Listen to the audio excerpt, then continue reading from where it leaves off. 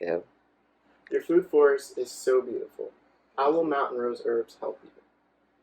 Thank you, Curtis. Mountain Rose Herbs, I believe, will fill a gap between the projects that we have already implemented and the projects we're dreaming of implementing. So recently, we have done some projects with the UA Sustainable Landscape Design class, and everybody wants to build a trail. But the scope of it is too large for that particular setting and too expensive. So what we're hoping Mountain Rose Herbs can do is help us establish a set of trails that have stations that highlight the successes of a food forest in the South.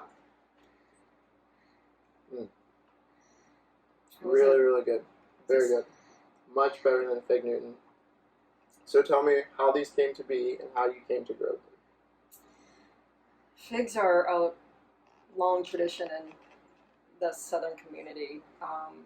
They're a tree that requires so little from us and gives us so much back. So this tree, this particular brown turkey, is a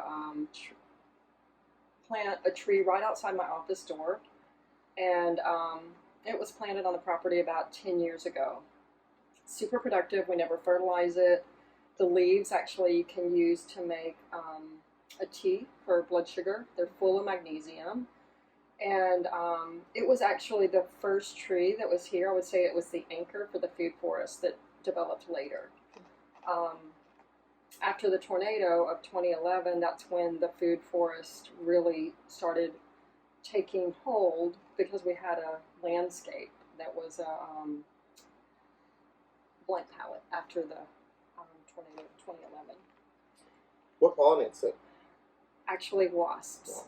Mm-hmm. Which is different, because I would have not expected that. So that leads me to think about that wasp actually have a purpose too. They you know, do. Most everything in nature has a purpose. That's and pretty interesting. We're all interconnected in a way that makes us available to live on this beautiful planet. So why don't we see more fig trees around here?